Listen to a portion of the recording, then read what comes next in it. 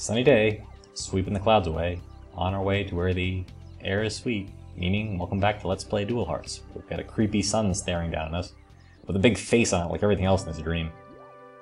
Anyway, here's the Elder, the tree that's apparently been talking to Lilian all this time. Yes, it does exist only in her head as far as we know.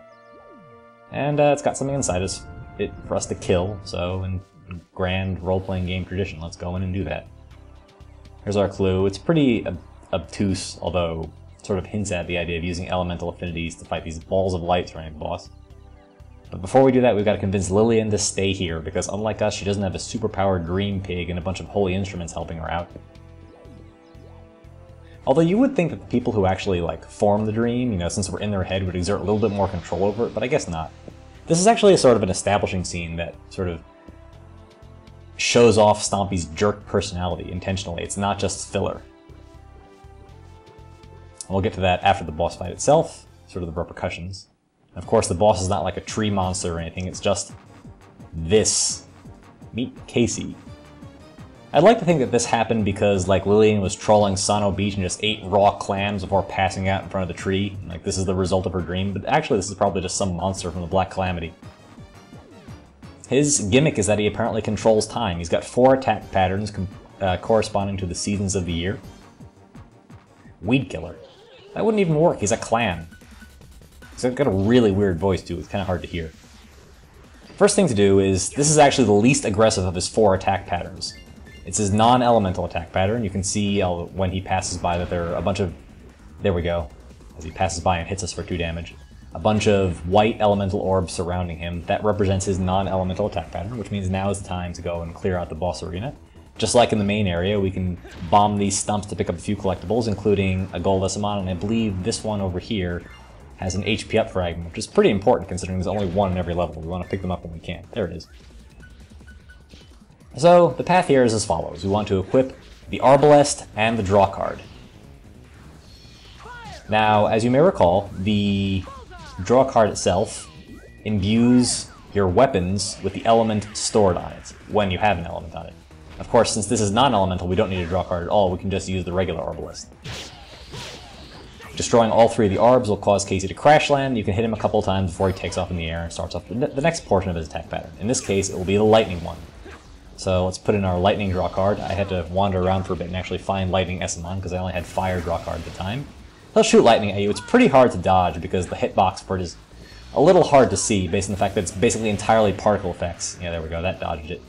Anyway, 3 hits. It's knocked down same as before.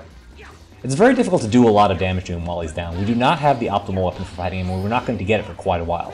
When we do have it, that will actually make Casey the best boss to grind for weapon experience, because bosses are worth 10 experience points. Oh god, it's a black Essamon. That's so dangerous in this level, just because you're constantly knocking down grass and you need Essamons. That's oh no! I actually neglected to... Listen to him, look at him run around. That's him freaking out because I forgot to kick out the black Essamon. He's yelling his name out like a Pokemon. I can't use any of his powers, including his healing, so it's a pretty big deal right now, considering that we've been reaping the benefits of having his tummy points added to our health points in every boss battle up to this point. This is no exception. In any case, this is his summer attack pattern, now that we've dodged a bullet there by not getting killed by our own piggy. Keep the Longinus on because I believe... Oh yeah, he hits us. He can damage us when he's crashing to the ground, which is kind of unfortunate. I'll keep the Longinus on because I believe it is the most damaging of the weapons we currently have available to us. Oh god, not another black Essamon. Out of my way. Punt him off into the side. Let's see what he gives us. Anything useful? I believe this is an attack up. Oh, no, just an HP restore. That's not useful at all. So this is his 4th and final attack pattern. His winter ice attack pattern. Of course, I needed that Blizzard Essamon and Bumble ate it. Thanks for being a help there. I guess I should have expected this to happen considering I've been mining him for HP for quite a while now. And yes, getting hit with the falling icicles does interrupt your draw animation and makes the Essamon disappear. So this is probably the most difficult of his patterns to actually manage to absorb the specific kind of Essamon you need, just because it's one of the only ones where the attack actually completely homes in on you, as opposed to traveling in your general direction like the fireballs and the lightning particles. And of course, the actual dashing attack is pretty slow, so that's not difficult to dodge at all. Let's put a useful weapon back on. One of each. We'll use the level 3 combo attack this time. I believe that's actually probably the most effective way to deal damage to him after he crashes to the ground.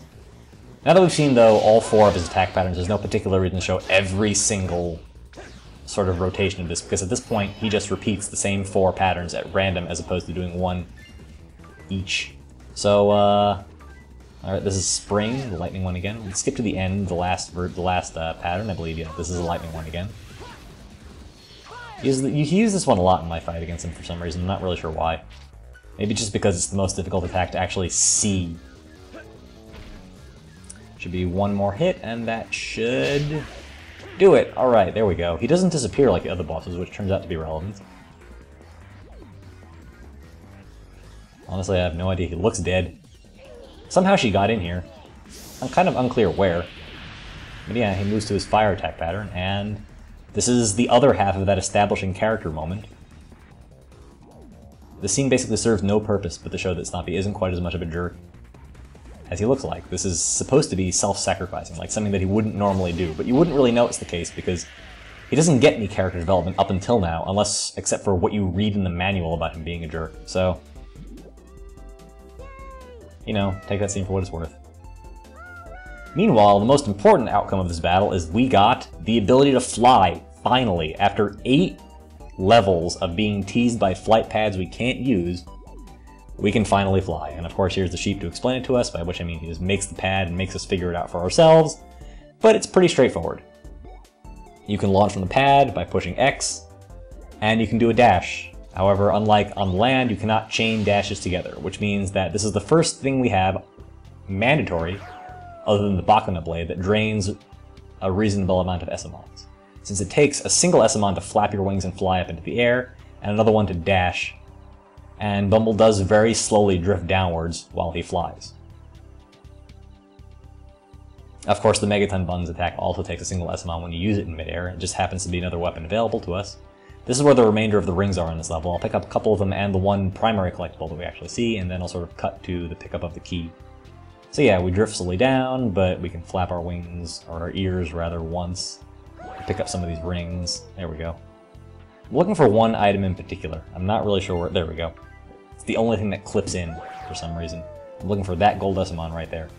I kind of want to dash into it, but the camera in this view sort of works like the swimming cam, where it flops up and down and moves really quickly. It's hard to be really precise. So let's cut out the rest of the ring gathering, because it's pretty slow. You can actually see I use 17 Esamons just moving around this area, picking up a round of rings. Let's pick up a few, although we should actually go up to full after picking up the tummy up. Pick the HP up and start on our second row of health jewels. The tummy up to go to 33, and our 7th key, the 5th that we actually picked up ourselves. There it is, the orange key. Come on. There we go. Focus. Yes. That's what we need. Alright, we're going to pick this item up first, because, as it turns out, we'll need it in order to actually access a flight pad in a level we've already been in. So let's leave. There's another shortcut scene as we get out of here. Like the Santa's Dream and Yuri's Dream, there's actually an item we came in here to get, sort of, that we can use in real life. But none of the cutscenes actually talked about it until now, so let's see what our big reward is. This is a bit tragic. The tree died, just like the sheep, without really any fanfare. It just died. But we got his seedling, so just like the Deku tree, this basically was ripped directly from the Forest Temple in the Deku sequence in Ocarina of Time. We picked up that seedling. The tree still seems to be alive. I'm not really sure what the deal is here. And of course, we've cleared Vivian of her... Lilian, I'm sorry, of her food poisoning and indigestion. So she wakes up.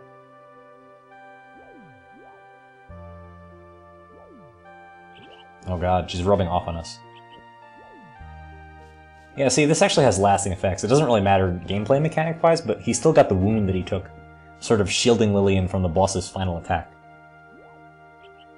Just like the scene in which we saved Toma without actually picking up a key, this is again supposed to be sort of signifying that Stompy's starting to learn to perform good deeds, not necessarily for a reward or for treasure, you know, which has basically defined his life as a ruin seeker up to this point. Unfortunately, he's still a jerk to everybody. Outwardly.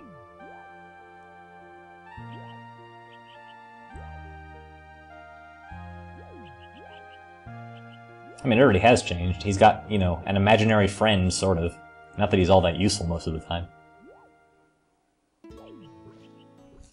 Anyway, Bumble's a man on a mission, so let's go back to the Dream Temple and use the orange key. But first, yet another cutscene once we actually get inside.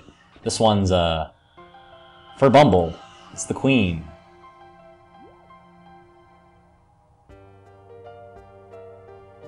We're working on it. I mean, that's what we're here to do, right? Pick up the 7th orb.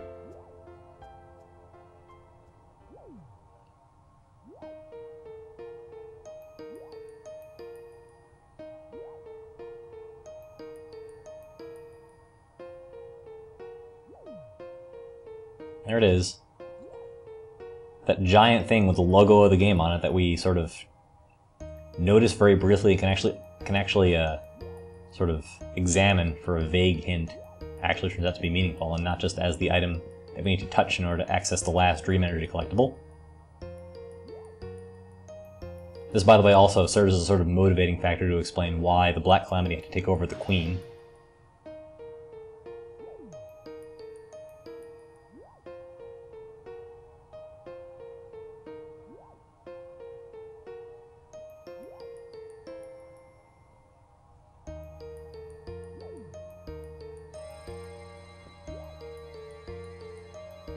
Remember way back when the Queen put her magic into Bumble's pendant. This is actually really depressing. Between this and the sheep death sequence in the previous level, the cutscenes all of a sudden take sort of a dark turn based on the tone of the game so far. Especially in Bumble's case, because we know he's sort of used to being abused for being incompetent. This sort of gives this really dark tone, very grim, like, abusive sort of connotation to the relationship that he has with the Queen. He's actually going to die if he doesn't complete his job fast enough. And on top of that, because he's used to being, you know, called incompetent and everything, and because Stompy's such a jerk, he never talks about it. He just keeps dancing like a little floppy little... I don't know. Look at him. This is really sad.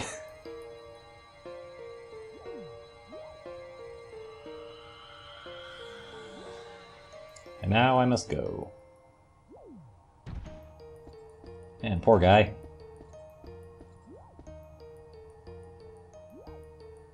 At least Stompy came back for him, you know?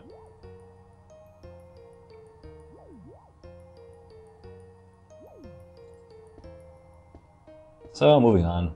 Now that we've cleared that cutscene, we can actually go and move straight to the orange door to open that and pick up our 7th holy instrument as soon as Bumble sort of regains his spirit. So down in the dumps, it's so sad. Anyway, treasure! Moving on. Oh yeah, on top of everything else, you know, beyond the threat of being wiped from existence, Bumble will also be ridden like a pony half the time. I guess partially my fault.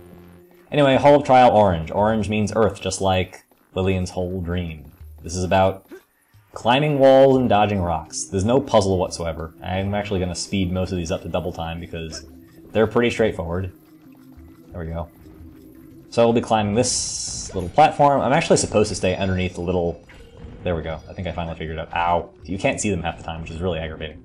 You're supposed to stay under the little shielding platforms and try to get up around them. Of course, once you do that while you're moving around, you can't actually dodge effectively, especially depending upon which direction the actual rocks are coming from, since you're limiting yourself to either being on the left or the right. Obviously, if you're climbing up to the right of this platform, you can't dodge to the left because the platform's in the way. It makes this going extremely slow, especially considering the random placement of the rocks themselves, and the fact that there are spiked balls up there forcing you to... Ah, jeez. Man, I was really bad at this. This is my, like, 3rd or 4th try recording this, too. It's just... The controls are just sluggish enough to make it really aggravating, since it's very difficult to dodge in time, especially once you get to the top of an individual platform. Especially now, since at the very, very top, the rocks randomly spawn right on top of you, and you basically either have to wait or just take it in the face, which I believe I do here. Again, yes, thankfully I didn't fall off that platform to finally get there, and again, one spawned right on top of me, and there's the Getting a little frustrated here. I don't know if it's obvious. Sigh. Anyway, third room. Third room is much simpler. It's a maze, although here we suffer because we can't actually use a first-person view in this game. There's nothing to do but sort of wander around and eventually sort of make your way to the end. You can sort of bypass the maze a little bit because you can fall off and grab onto the platforms below you. Anyway, that was all. Pretty easy. That's one round. There should be one more. You can see there's 3 tiers to this room. It's pretty simple. Just a little bit of trial and error. Just go up, and if you can't get anywhere from where you are, drop down to the next platform, and that's the end of it. That should get you to the end pretty easily. The only annoying thing is that you can't turn corners very well. You actually have to get off. But it's a minor inconvenience at worst. So we are almost. I think this is the last. Nope, not quite. Right. Look at him go. Shimmies like a champ. Down we go. Alright, and this I think is it. Come on. Turn, and up, and here we are, at the top. So we'll go into the treasure room and find out what holy instrument we get in the orange treasure room tomorrow on Let's Play Dual Hearts. See you then.